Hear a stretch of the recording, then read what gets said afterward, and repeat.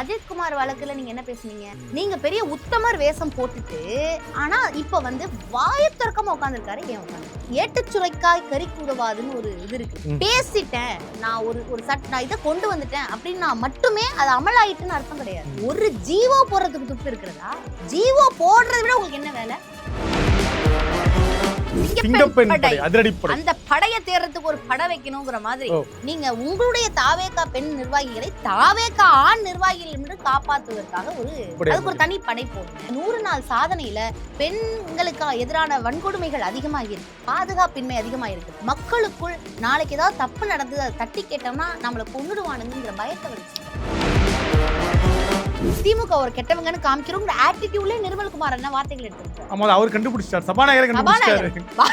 Rejected rejected rejected வெல்லப்பா.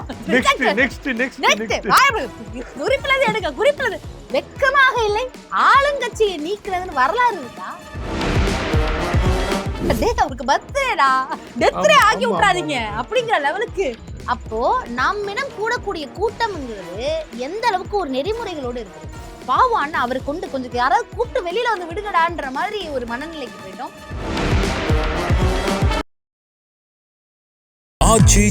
எந்த சமையலும் ருசி தேடும் ரகசியம் 20 ரூபாய். உலக தமிழர்களுக்கு வணக்கம். இன்றைய நிகழ்வு நம்மோடு திராவிட முன்னேற்ற கழகத்திலிருந்து ஜென்சி தோழர் ராஜேஸ்வரி நிகழ்வு நினைக்கிறார்கள். தோழர் வணக்கம். தோழர் 100 நாள் ஆட்சி, மனசாட்சி, மக்களின் மனசாட்சி என்ன விளம்பரம் பண்றாங்க? 100 நாள் தாவேகா ஆட்சி சாதனையை நீங்கள் எப்படி பார்க்குறீங்க? சாதனை சோதனை நீங்கள் விருப்பு வெறுப்பு இல்லாமல் சொல்லணும். நான் இதை எல்லாருக்கிட்டையும் கேட்குறேன், விருப்பு வெறுப்பு இல்லாமல் உண்மையை சொல்லுங்கள். தாவேகா அவங்க ஆட்சிக்கு வரதுக்கு முன்னாடி தேர்தல் டைம்ல பெண்கள் பாதுகாப்பு பத்தியும் ஊழல் பத்தியும் சட்ட ஒழுங்கு பத்தியும் பயங்கரமா அவங்க பேசுறத நம்ம வைக்கிறத நம்ம பார்த்துட்டு இருக்கோம். அப்படி இருக்கும் பொழுது தற்பொழுது சட்ட ஒழுங்கு சரி இருக்கிறதா அப்படிங்கிற ஒரு கேள்வி. கிட்டத்தட்ட 12 ஆணவ படுகொலைகள் நடந்திருக்கு. இந்த ஆட்சி வந்ததுக்கு அப்புறம் 12 ஆணவ படுகொலைகள் 18 நடந்திருக்கு. இதற்கு முன்னாடி நடந்துட்டு இருந்தது இல்லையா? தமிழ்நாட்டுல நடந்துட்டு இருந்தது. நீங்க நான் தான் மாத்தி வைக்கிறேன்னு சொன்னீங்கல்ல. ஆணவ படுகொலை அப்படின்றது இதுக்கு பின்னாடி ஒரு பெரிய வரலாறு இருக்கு. ஆணவ படுகொலை இப்ப அந்த வரலாறு காலங்காலமாக நடந்து இந்த வரலாறை காலங்காலமாக புரிந்து கொண்டு விஜய் அவர்கள் பேசல. அவர் என்ன பேசினாரு? இப்போ டெத்து காவல் அலுவலகங்கள்ல கிட்டத்தட்ட 7 டெத்ஸ் நடந்திருக்கு. இப்ப இன்னைக்கு மதுரையில ஒரு பூசாரி அடிச்சு கொடுங்க. சோ இந்த மாதிரி காவல்துறை நிலையங்கள்ல அங்க இருக்கக்கூடிய கைதிகளை அவங்க இறந்து போறது அப்படிங்கிறது ரொம்ப அதிகமா இருக்கு. அஜித்குமார் வழக்குல நீங்க என்ன பேசுனீங்க? நீங்க பெரிய உத்தமர் வேஷம் போட்டுட்டு ஆனா இப்ப வாயத்திறக்கமா உட்கார்ந்துருக்காரு. ஏன் உட்கார்ந்துருக்காரு? நம்பர் 1. பெண்களை பத்தி பேசும்பொழுது கிட்டத்தட்ட 300க்கும் மேற்பட்ட கேஸ் ரெஜிஸ்டர் ஆயிருக்கு பெண் பாலியல் வழக்குகள் சம்பந்தமா. நிர்வாகிகள்ல பாத்தீங்கன்னா அந்த 300ல நீங்க தோண்டி எடுத்தீங்கன்னா 250 கிட்ட நம்ம ஆளுங்க தான் இருப்பாங்க. இத குறிப்பு என்னன்னா குறிப்பு இந்த மகளிர் படைன்னு சிங்கப்பெண் படை, அந்த படைய தேர்றதுக்கு ஒரு படை வைக்கணுங்கிற மாதிரி அதுக்கு ஒரு படை வச்சு நம்ம அந்த படை எங்க இருக்கு அப்படின்னு தேடி கண்டுபிடிச்சு அந்த படை கிட்ட நம்ம என்ன சொல்லணும்னா, தயவு செஞ்சு நீங்க உங்களுடைய தாவேகா பெண் நிர்வாகிகளை தாவேகா ஆண் நிர்வாகிகள் என்று காப்பாற்றுவதற்காக அதுக்கு ஒரு தனி படை போடுங்க அப்படின்னு. ஏன்னா இவங்களுக்கு ஆணவம், திமிர், ஒரு பவரை தவறா பயன்படுத்துற இந்த எல்லா குணமுமே, அதாவது புது பணக்காரன் எப்படி ஒரு செயல்படுவானோ அது போல இந்த புது பவருக்கு வந்தவங்க என்ன பண்றது, திடீர்னு கிளம்பி எங்கேயாவது விசிட்டிங்க்கு போறது, ஏதாவது ஒரு இடத்துக்கு. இப்போ நேற்று கூட ஒரு நியூஸ் நான் அப்படி பார்த்தேன், கிளம்பி ஹாஸ்பிட்டல் விசிட் போகிறது. கேட்டால் நான் மாவட்ட செயலாளருக்கு துணை அமைப்பாளருங்கிறது. இப்படி ஹாஸ்பிட்டல் விசிட் போகிறது, அங்கே போய் மக்கள்கிட்ட போய் டேட்டாஸ் கேட்குறது, சொட்டு மருந்து போடுறது. இன்னும் ஒரு சொட்டு மருந்து அதிகமாக பண்ணால் அந்த குழந்தை செத்து போயிடும். சொட்டு மருந்துங்கிறது சாதாரண விஷயம் கிடையாது. It's like vaccination. நீங்கள் அந்த வேக்சினேஷன் ட்ராப்பை சரியாக போடலனாவோ இல்லது நீங்கள் எக்ஸ்ட்ரா போட்டிங்கனாவோ அந்த குழந்தைக்கு எந்த மாதிரியான ரியாக்ஷன் வேணால் நடக்கலாம். இப்போ வேக்சின் போட்டு நிறைய பேர் இறந்தாங்கல்ல மாரடைப்பில். எதுக்காக இறந்தாங்க? அவங்க எவ்வளோ ட்ராப்ஸ் போட்டிருப்பாங்க? நமக்கு இந்த சின்ன ஊசியில் கொஞ்சம் தானே குத்துனாங்க. So vaccination is not a comedy thing. It's not your cup of coffee. நீங்கள் அங்கே போய் ரீல்ஸ் எடுக்கிறதுக்குலாம் அது இடம் கிடையாது. சொட்டு மருந்தை எப்படி போடணும்னு நர்ஸுக்கு தெரியும், அவங்க போடுவாங்க. இன்னொன்று, யாராவது ஒரு பெரிய தலைவர்கள் சென்று போறாங்கன்னா முன்னாடி இன்ஸ்ட்ரக்ஷன் கொடுப்பாங்க, இப்படிதான் எடுக்கணும், இப்படிதான் போடணும் அதை அப்படிங்கிறத அந்த இன்ஸ்ட்ரக்ஷன். ஏன்னா டிராப்ஸ் அதிகமாயிடக்கூடாது. சோ இதெல்லாம் அந்த கேட்டகரியில என்ன தெரியும்னு சொல்லிட்டு நீங்க உங்க இஷ்ட, அதாவது இவ்வளவு ஆணவம் அதிகாரம். கரண்ட் பில்லு கதறிக்கிட்டு இருக்காங்க. நீங்க வைஷாலிங்கிற ஒரு டிவிகேவினுடைய அந்த சீரியல் ஆக்டர் கூட அவங்க என்ன பண்ணிருக்காங்கன்னா, இந்த மாதிரி நான் இந்த மாதிரி கட்டிக்கிட்டு இருந்தேன், எனக்கு அதிகமா அவங்க வந்து இதுக்கு முன்னாடி வீடியோ போட்டிருக்காங்க. இந்த மாதிரி 200 யூனிட் எங்களுக்கு அப்படி இருக்கு இப்படி இருக்குன்னு வீடியோ போட்டுட்டு இப்ப திடீர்னு என்ன வச்சு என்ன பண்றதுன்னு தெரியலையே அப்படிங்கிற மாதிரி பதட்டு அப்படியே ஜாலியா வீடியோ போட்டு குழந்தை கழுத்துல டிவிகே கொடியெல்லாம் சுத்தி, அதன் பிறகு அவங்க வீடியோ போட்டதுக்கு அப்புறம் நான் என்ன கேக்குறேன்னா, அவ உங்களுடைய கட்சியை சார்ந்த ஒரு பெண் சரியா, அவ ஜென்யூனா வந்து அந்த பெண் என்ன சொல்றாங்க, அதிகமாகுது எங்களால கட்ட முடியல. இது அவங்க மட்டும் சொல்ல, தமிழ்நாட்டுல எல்லாருமே கதறிக்கிட்டு இருக்காங்க. நீங்க வெளியில இந்த மாதிரி ஸ்டூடியோ கடையெல்லாம் வச்சிருக்கவங்க எல்லாம் டேய் என்னடா பண்ணி வச்சிருக்கீங்க எங்களை அப்படின்ற மாதிரி ஏதோ ஒரு பெரிய மாற்றம் நடந்திருக்கு. அந்த மாற்றமே அவங்க பவரை பவரை காட்டிட்டீங்களேடான்ற மாதிரி இப்படி மாத்திட்டீங்களே. அங்க பெரிய பிரளயமே நடந்துட்டு இருக்கும்போது அந்த பொண்ணு இதை எடுத்து சொல்லும் பொழுது, காசு வாங்கிட்ட நீ, நீ நீ டேஷ், நீ வந்து ஸ்டாலின் கூட போய் பார்த்துட்டு வந்துட்ட, அந்த போட்டோவை எடுத்து, இதற்கு முன்பாக அவங்க எப்பயோ போய் ஸ்டாலின் சாரை பார்த்தது அந்த போட்டோவை எடுத்து போட்டு அவளை அந்த பெண்ணை வந்து அவ்வளவு இழிவு. இப்ப நீங்க பெண்களை மதிக்க மாட்டீங்க, ஆனா பெண்களுக்கு பாதுகாப்பு தரேன்னு வெளியில டிராமா போடுறது. நீங்க உங்களுடைய பெண் நிர்வாகிகளுக்கு வேலை போட்டு தரேன், வேலை வாங்கி தரேன், அதை பண்றேன் இதை பண்றேன், டெண்டர் கொடுக்குறேன், இந்த மாதிரி டெண்டர் அப்படிங்கிற வழக்கம் முதற்கொண்டு எல்லா விஷயத்திலயுமே நீங்க பெண்களை இழிவா நடத்துறதுக்கான வேலையை தான் பாக்குறீங்க. தூத்துக்குடியிலேயே ஒரு பெண் சொல்றாங்க, கொஞ்சம் அட்ஜஸ்ட்மென்ட் பண்ணிக்க சொல்றாங்க. அட்ஜஸ்ட்மென்ட் என்ன அட்ஜஸ்ட்மென்ட் ஆட்சின்றாங்க வெளியில. அட்ஜஸ்ட்மென்ட் ஆட்சி. ஆமா, அது தாவேகா பெண் நிர்வாகிகளே வந்து வெளில சொல்றாங்க. ஒரு பெண் வெளில வந்து சொல்றா, இன்டர்வியூ ஜேர்னலிஸ்ட போய் மீட் பண்றா, இன்டர்வியூ கொடுக்குறா வெளியில. இது வரைக்கும் என்ன ஆக்ஷன் எடுத்தீங்க விஜயமோகன் அவர்கள் மீது? என்ன நீங்க நடவடிக்கை எடுத்தீங்க? இல்லை என்ன பண்ணீங்க? உங்களை பொறுத்த வரைக்கும் என்ன அப்படின்னா, எல்லாத்தையுமே வந்து, அதாவது வார்த்தை ஏட்டுச்சுரைக்காய் கறிக்கு உதவாதுன்னு ஒரு இது இருக்குல்ல, பேசிட்டேன் நான் நான் இதை கொண்டு வந்துட்டேன் அப்படின்னா மட்டுமே அது அமலாயிட்டுன்னு அர்த்தம் கிடையாது. ஒரு ஜீவோ போடுறதுக்கு துப்பு இருக்கிறதா? என்ன கேக்குறேன்னா, ஜீவோ போடுறதை விட உங்களுக்கு என்ன வேலை? ஜீவோ ஆர்டர் போட, டெண்டருக்கு ஜீவோ போடுறது உங்களுக்கு என்ன வேலை இருக்கு? இப்போ நீங்க நேற்றுல இருந்து பெரிய சர்ச்சையா இருக்கு, முதலமைச்சருடைய பில்டிங் கட்டிக்கிட்டு இருக்காங்கன்னு. ஆமா, இடிக்கிறாங்க, டெண்டர் போட்டு ஆளே விடல, எப்படி இடிக்கிறாங்க? இப்ப ரொம்ப இது முக்கியமா? இதை கட்ட வேண்டியது இவ்வளவு நிதிச்சுமை இல்ல, இது ரொம்ப முக்கியமா? அட்ஜஸ்ட் பண்ணிக்கோங்க. நீங்க சொகுசாவே இருக்கணும்னு நினைக்காதீங்க. நீங்க சொகுசா இவங்களுக்கு இடத்தோட தான் இருக்கணும். இங்க நிறைய மக்களுக்கு வீடு இல்லாம தெருவுல, அப்ப அந்த மேகமலையில இருக்கக்கூடிய மக்கள் எல்லாம் காலி பண்ண சொல்றீங்க. அப்ப உங்களுக்கு மட்டும் சொகுசா ஒரு இடம் வேணும், நீங்க மட்டும் உட்காந்துப்பீங்க, எம்எல்ஏக்கு அது பண்ணு இது பண்ணணும், அதுல வந்து 1008 குறைபாடுகள் நீங்க சொல்லுவீங்க. அப்ப மேகமலையில இருக்கக்கூடிய மக்கள் நீங்க கிளம்ப சொல்றீங்க, அப்ப அவங்களுக்கு வீடே காலி பண்ண சொல்றீங்களே. அப்ப இத்தனை வருடமாக இருந்தவர்களுக்கு நீங்க என்ன இதை கொடுக்குறீங்க? அப்ப இந்த சொகுசு உங்களுக்கு வேணாங்கிறேன். நீங்க வந்து மேபி நீங்க சினிமா துறை நடிகரா இருக்கும்போது நீங்க சொகுசா இருந்திருக்கலாம், நீங்க பெரிய இடத்துல நீங்க இருந்திருக்கலாம். இது அதற்கான இடம் இல்லை. அரசியலுங்கிறது வந்து குறிப்பிட்ட இடத்துல, நம்ம முதல்ல நம்ம சந்திராயனையோ இல்லது இப்போ மேல அனுப்பும் பொழுது, ராக்கெட் மிசைல்ஸ் எல்லாம் நம்ம வந்து விண்ணுக்கு அனுப்பும் பொழுது எல்லாரும் பார்த்து வியந்த விஷயம் என்ன தெரியுமா? இவ்வளவு கம்மி பட்ஜெட்ல சக்சஸ்ஃபுல் ப்ராஜெக்ட்னாங்க. வெளிநாடுகள் எல்லாம் நம்மளை பார்த்து கேவலமா பேசின நாசா கூட எப்படி இவ்வளவு கம்மி பட்ஜெட்ல வேகமா முடிஞ்சிருக்கு, செம்மையா பண்ணிருக்கீங்களா? ஏன் அப்படின்னா நம்மள்ட்ட என்ன இருக்கோ அதை வச்சு மிகப்பெரிய சக்சஸ் கொடுக்கணும். அது ஒரு முதலாளித்துவத்துக்கும் ஒரு ஆளுமைக்கும் அது வந்து சரியானது. இதுல என்ன இருக்கு, நான் உட்கார்ந்தா பெரிய இடத்துலதான் உட்காருவேன், 8வது மாடியில அங்கதான் உட்கார்ந்துதான் பாப்பேன், ஆமா இதைதான் பண்ணுவேன் அப்படின்னு நீங்க ஆடிட்டு மத்த மக்களுடைய விஷயம். இன்னைக்கு பல இடங்கள்ல வீடுகள் இடிக்கப்படுது, வயிற்றுல அடிச்சுட்டு வாயில அடிச்சுட்டு இப்ப மக்கள் அழுவுறதை நம்ம பாக்குறோம். இதுல கூட தொடர் நான் இப்ப வந்த செய்தியில கூட நான் மக்களை கேட்கறப்ப அவங்க கேட்கறாங்க, நீங்க எம்எல்ஏக்களுக்கு கார் கொடுக்குறீங்க, எம்எல்ஏக்களுக்கு 75,000 பணம் கொடுக்குறீங்க, ஆனா எங்களுக்கு அறிவிச்ச 2,500 ரூபாய் பணம் இன்னும் கொடுக்கலன்னு மக்கள் கேட்க தொடங்கி இருக்காங்க. இதெல்லாம் ஆக்சுவலி நேத்து என் வீட்டுக்கு வந்த அம்மாட்ட நான் கேட்டேன், என்ன உங்க தலைவர் போட்டாரா அப்படின்னு கேட்டேன். நான் எங்க ஓட்டு போட்டேன் அப்படின்னாங்க. நான் எங்க ஓட்டு போட்டேன், நான்லாம் ஓட்டு போடல.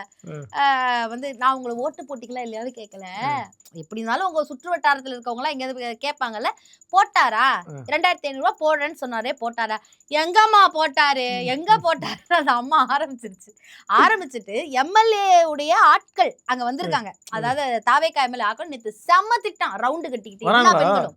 அவங்களுடைய எம்எல்ஏ வரல, அவங்களுக்கு அந்த அவங்க நிர்வாகிகள் இருப்பாங்கல்ல, வட்ட நிர்வாகிகள், அந்த மாதிரி அவங்க வரும்போது துண்டு போட்டுட்டு வந்தோடனே குடுக்குற ஏமாத்தி விட்டீங்களேடா இப்படின்னு சொல்லிட்டு அங்க இருக்க பெண்கள்லாம் சரமாரியாக கேள்வி கேட்டிருக்காங்க.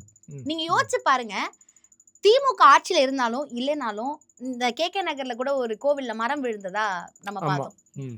அங்க நம்மளுடைய நிர்வாகிகள் தான் போய், திமுகவினுடைய பிரதிநிதிகள் தான் போய் அதை அகற்றுறாங்க. அதை அகற்றி 2 மணி நேரம் வந்து வேலை பாக்குறாங்க. எங்க போனா தாவேகா எம்எல்ஏ? அகற்றுறதுக்கு அப்புறம் நீங்க வந்து ஆரவாரமா நடந்து வரதுக்கு கார் கொடுத்துருக்கோம், அது வரைக்கும் நீங்க வந்து நடந்து வர ஏன் ஆட்டோல வாங்க, சைக்கிள்ல வாங்க. இப்ப நாங்கெல்லாம் வரலையா, நாங்கெல்லாம் ஆட்டோல வரலையா? இப்ப நான்லாம் வரும்போது எதுல வந்தேன், ட்ரெயின்ல பஸ்ல தான் நாங்க வரோம். உங்க வாங்கன்ற நானு லேட்டானா கூட நீங்க ஆட்டோல சைக்கிள்ல வந்து இறங்குங்கிறேன். ஒரு நாள் முதலமைச்சர் மெட்ரோல போனாரு. ஆமா, ஒரு நாள் போவாரு. அதுக்கப்புறம் அவருக்கு 8வது மாடில ரூம் வேணும் சொகுசா. அப்படிங்கறதெல்லாம் ரொம்ப அநியாயமாக இருக்கிறது. மேலும் இவர்கள் ஸ்டார்டிங்ல இருந்து இந்த 100 நாள் சாதனையில பெண்களுக்கு எதிரான வன்கொடுமைகள் அதிகமாகி இருக்கிறது, பாதுகாப்பின்மை அதிகமா இருக்கிறது. மக்களுக்குள் நாளைக்கு ஏதாவது தப்பு நடந்து அதை தட்டி கேட்டோம்னா நம்மளை கொன்னுடுவானுங்கிற பயத்தை விதைச்சிருக்காங்க. வட சென்னையில பாத்தீங்களா, நடு ரோட்ல சண்டை போட்டுருக்காங்க 2 கேங். 2 கேங் பாத்தீங்களா வீடியோல? ஆமா, இன்னொன்னு பெட்ரோல் பங்க்ல ஒருத்தவனை போய் கத்திய காட்டி மிரட்டி கையில இருக்கிற அலேக்காலிட்டு போயிட்டாங்க. வழியை மறிச்சு பறிக்கிறது. ஆமா, அது அப்படி பிடிச்ச அவ எடுத்துட்டு போற. அப்ப இங்க இவ்வளவு விஷயங்கள் நாறிட்டு கிடக்கு. மாற்றம்னு சொன்னீங்க. மிக முக்கியமாக 3 தமிழர்களை கர்நாடகாவில் சுட்டு கொண்டு இருக்கிறாங்க. அதாவது அவங்க ஆடு மேய்க்க விலங்குகளை மேய்க்க போறாங்க, விலங்குகள் அங்க போயிருக்குன்னு சொல்றாங்க, மாடுகளை மேய்க்க போயிடறாங்க. அங்க போயிருச்சு, அதை போய் அவங்க எடுத்துட்டு வர நேரத்துல இவங்க சுட்டு கொண்டிருக்காங்க. நாங்க மேலும் சுட்டு கொல்லப்பட்ட இடத்துல இருக்கக்கூடிய அந்த பொருட்கள்லாம் இருக்குல்ல, அது வந்து அவங்களுடைய செருப்பு, அவங்க அங்க எடுத்துட்டு போன அந்த விஷயங்கள் எல்லாமே புதுசா இருக்கு அப்படின்னு சொல்லிட்டு அந்த இறந்தவர்களுடைய உடன் இருக்கக்கூடிய உறவினர்கள் சந்தேகப்படுறாங்க. ஏன்னா அது மேல வந்து ஸ்டிக்கரே கிழிக்காத ஒரு செருப்பு இருக்கு. இப்போ நீங்க ஆடு மேய்க்க மாடு மேய்க்க போறவர்கள் அணிந்திருக்கக்கூடிய செருப்பு எப்படி இருக்கும்? அது ஸ்டிக்கர் பிரிக்காம இருக்குமா? ஸ்டிக்கர் பிரிக்காம இப்படியா இருக்கும்? புதுசா இருக்கு, ஒரு பை அவங்க எடுத்து, இது வந்து ஒரு திட்டமிட்ட கொலையா இருக்குமோன்னு எங்களுக்கு சந்தேகமா இருக்கு அப்படின்னு அவங்க ஒரு ஸ்டேட்மெண்ட் எடுத்து வைக்கிறாங்கன்னா, அங்கேயும் அதுக்கும் பாத்தீங்கன்னா ஒரு ஸ்ட்ராங்கான டிஃபெண்ட் கிடையாது. இப்போ நான் என்ன சொல்றேன், நீங்க இங்க மூடி மறைச்சு உங்க பேரை காப்பாத்திக்கிறதுக்காக நீங்க ஒரு டிராமா போட்டு மக்கள் முன்னாடி எதையோ ஒண்ணு கொண்டு போய் சேர்க்கணும்னு நீங்க நினைக்கிறீங்க, அது ஒரு பக்கம் இருக்கட்டும். இது கர்நாடக அரசு தைரியமா தமிழர்களை நீங்க எப்படி சுடலான்னு தில்லா வந்து நீங்க கேட்கணும்ல. இந்த நேரம் அதுக்கு ஒரு போராட்டம் நடத்திருக்கணும், கண்டன ஆர்ப்பாட்டம் நடத்திருக்கணும். இது ரொம்ப தவறு, உங்களோட பவரை வந்து நீங்க மிஸ்யூஸ் பண்றீங்கன்னு சொல்லிட்டு இந்த நேரம் எவ்வளவு பெரிய பிரச்சனையை அதை ஆக்கியிருக்கணும். ஏதாவது அதை பத்தி கேட்கறதுக்கு முடியல. ஆனா அந்த துறையினுடைய அமைச்சர் ரஞ்சித் அவர்கள் கலைஞர் கருணாநிதி அவர்களை பார்த்து எவ்வளவு மோசமான ஒரு ஸ்டேட்மெண்ட் அவருக்கு, எவ்வளவு தைரியம். இன்னைக்கு ரஞ்சித் அவர்கள் அங்கு வந்து நின்று பேசுகிறார் என்றால் அதுக்கு காரணம் கலைஞர் அவர்கள். இன்னைக்கு இப்படியாக தமிழ்நாடு உருவாகி இருக்கிறது. இன்னைக்கு ஒரு நடிகர் இன்னைக்கு அரசியல்வாதியாகி உட்கார்ந்து இருக்காருன்னா இப்படிப்பட்ட துறையெல்லாம் இல்ல. இப்ப நீங்க காசுக்கு சிங்கி அடிக்கும் போது நீங்க போய் சினிமா பாப்பீங்களா? சோத்துக்கு சிங்கி அடிக்கும் போது சினிமா பாப்பீங்களா? சோறு இருந்தா தானே சினிமாக்கு போவீங்க. அப்ப அந்த சூழ்நிலையை, பொருளாதாரத்தை உருவாக்கியது கலைஞர். இன்னைக்கு ரஞ்சித் என்கின்ற ஒரு அமைச்சர் வந்து பேசுகிறார் அப்படின்னா அதற்கு காரணம் கலைஞர். இவ்வளவு தலகணம் வேணாம். வரலாற்றை கொஞ்சம் பார்த்துட்டு வரலாற்று ரீதியாக பேசுங்க. இதற்கு முன்பாக நாங்கள் வந்து இந்த போதைப் பொருள்களுக்காக இவங்க எந்த நடவடிக்கையுமே எடுக்கல, 2021க்கு எல்லாம் எதுவுமே பண்ணல இவங்க, அதுக்காக எதுவுமே அப்படிலாம் கிடையாது. அதற்காக தனி திட்டம். கிட்டத்தட்ட அந்த கேஸ் ரேட் வந்து 2020 எந்த போதை பழக்க வழக்கமே இல்லையா தமிழ்நாடு இல்ல அப்படின்னு ஆதவண்ணன் சொல்ற. திமுக ஆட்சிக்கு வந்த பிறகுதான் 2021 எப்படி இந்த ஸ்டேட்மெண்ட் அவர் கொடுக்க முடியும்? எவ்வளவு போய், அதாவது ஆதவண்ணன் மாதிரி பொய் சொல்றதுக்கு எவ்வா கடவுளே, ஒருத்தர் பிறந்து வரணும் ஆக்சுவலி. இல்ல எப்படி தோழர் அது நடக்கும்? கிட்டத்தட்ட 5403 கேஸ் வந்து 2020 ரெஜிஸ்டர் ஆகுது. அதாவது ஒவ்வொரு வருடமும் நான் சொன்னேன், அதுக்கு முன்பாக ஒரு 3000, அதற்கு முன்பாக 2000 அப்படின்னு சொல்லிட்டு அந்த வழக்கு வந்து அவ்வளவு இன்க்ரீஸ் ஆயிருக்கு. அதன் பிறகுதான் அதற்கென்ற ஒரு அதிகாரியை நியமித்து இன்னைக்கு அவருக்கு பட்டம் குத்துனீங்களே, சிறந்த காவலர். எதனால குத்துனீங்க? சரி, இந்த ஒரு பேசிக் திங்கிங் கூட அண்ணனுக்கு இருக்காது. அப்படி பொய்க்கு மேல பொய்களாக அடுக்கி கொண்டு 100 நாள் சாதனை என்று பீத்திக் கொள்வதை நிறுத்திவிட்டு சட்டமன்றத்துல கேள்வி கேட்டா பதில் சொல்லுங்க. உண்மையில சட்டமன்றத்தை பாக்குறதுக்கு ஓபிஎஸ் நான் சொல்றாரு, சுகர் பேஷண்டானா முடியலடா, கையெல்லாம் ஆடுது, கிளம்புகடா எல்லாம் வெளியிலன்ற மாதிரி அண்ணன் பயங்கர ஒரு பிரஷருக்குள்ள போறாரு. ஏன்னா அப்படின்னா சோறு தண்ணி கொடுக்காம உட்கார வச்சு நீங்க பாட்டுக்கு பேசுறீங்களே. அதாவது எனக்கு என்ன தோணுச்சுன்னா, இதை நம்ம பிள்ளைகள்லாம் பார்ப்பாங்களே, இதுல நம்ம நண்பன் எவனுக்காவது எம்எல்ஏ ஆகணும்னு ஆசை இருந்தா கூட இதை பார்த்தா வரமாட்டான். என்னன்னா கூப்பிட்டு உட்கார வச்சு நீங்க பாட்டுக்கு பேசிக்கிட்டே இருக்கீங்க. எதை பேசணுமோ அதை பேசாம இந்த கேமரா லைவ்ல ஓடிட்டு இருக்கு, அதனால மக்களுக்கு வந்து இவங்க ஒரு கெட்டவங்கன்னு காமிக்கிறோம், திமுக ஒரு கெட்டவங்கன்னு காமிக்கிறோங்கிற ஆட்டிடியூட்லயே நிர்மல்குமார் என்ன வார்த்தைகள் எடுத்து விட்டுறாரு. ஆமா, அவர் கண்டுபிடிச்சார், சபாநாயகர் கண்டுபிடிச்சாரு. ரிஜெக்டட் ரிஜெக்டட் ரிஜெக்டட் வெள்ளப்பா. நெக்ஸ்ட் குறிப்பிலது எடுங்க, குறிப்பிலது. வெக்கமாக இல்லை. ஆளுங்கட்சியை நீக்குறதுன்னு வரலாறு இருக்கா? ஒரு நாள்ல 4 பேரோட இவரு வந்தோன்னே எந்திரிக்கணும். சபாநாயகர் தலைவருங்க, இங்க நீங்க உள்ள வந்தோன்னா நீங்க எந்திரிக்கணும். சபாநாயகர் தலைவர். உங்களுடைய RSS மைண்ட் செட்ல இங்க கொண்டாந்து திணிக்காதீங்க, சரியா? அமைச்சர் அவங்கள்ட்ட நான் ரமேஷ் அவர்கள்ட்ட நான் சொல்றேன், உங்க RSS மனநிலை, ஆதிக்க மனநிலை, நான் வந்தா நீ எந்திரிக்கணுங்கிற மனநிலையெல்லாம் நீங்க கொண்டாந்து சட்டமன்றத்துல திணிக்காதீங்க. ரமேஷ் பேசுறாரு. ஆமா, அப்படிதான் பேசுறாரு அவரு. அத கொண்டாந்து திணிக்க கூடாது. நீங்க சட்டமன்றத்துல கதாநாயகன் சபாநாயகர் தான், எங்க அண்ணன் தான் வந்து அங்க அவருக்கு தான் நாங்க மரியாதை கொடுக்கணும். நாங்க வந்து ஏஞ்சி நிப்பீங்களா? அவர் எதிர்க்கட்சி தலைவர் ஏஞ்சி நிப்பாரா? ரமேஷ் என்ன ஏஞ்சி நிக்க மாட்டார். ஆக இந்த மாதிரியான தேவையில்லாத வந்து பில்லி சூனிய வேலைகள்லாம் பார்க்காம, அதாவது எதை கொண்டு வந்தோமோ அதை கவனம் இருப்போம்னா, அப்படியா இதை நாங்க பண்றோம், இதுக்கு நாங்க முடிவு எடுத்திருக்கிறோம்னு பேச முடிஞ்சா பேசுங்க. இல்லன்னா எங்க அண்ணன் உட்காந்துருக்காருல, கோட்டு போட்டு அமைதியா உட்காந்துருக்காருல, அவர் மாதிரி உட்காந்துட்டு போங்க. கேட்டா அவர் பதில் சொல்ல மாட்டார், நாங்களே சொல்லிக்கிறோம். ஏன் தெரியாது? அப்ப அப்படி ஒத்துக்கிட்டு போங்க. 100 நாள் என்பது எதைக்குமே எடை வைக்க முடியாத அளவிற்கு கீழே இருக்கு. ஒரு நிறைவான கேள்வி, இந்த 100 நாள் இப்ப நீங்க இவ்வளவு லிஸ்ட் கொடுத்தீங்க, இந்த 100 நாளுக்கு பிறகு அண்ணன் திருமாவர்கள் கூட்டணி உறுதிப்படுத்திருக்காரு. நான் 100 நாளை பார்த்துட்டேன், இவங்களோட தான் கூட்டணின்றது, இது எப்படி பாக்குறீங்க?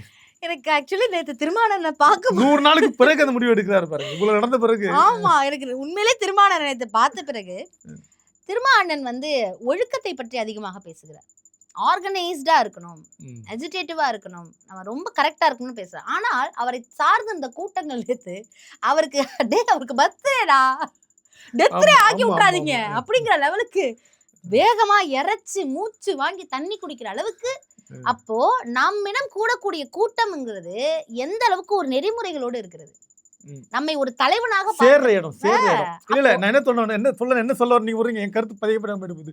சேர்ந்த இடம் அப்படி கூட்டணி உறுதிப்படுத்திட்டாருல, இனி நாங்க தொடர்ந்து பயணிப்போம். எனக்கு ரொம்ப ஆச்சரியமா இருக்கு. எனக்கு உண்மையிலே திரும்ப அண்ணன் தமிழ் பின்னாடி போயிருக்கு, கேள்வி கேட்கல. பெண்களுக்கு எதிராக வன்கொடுமை, சிறையில இறந்திருக்காங்க, கேள்வி கேட்கல.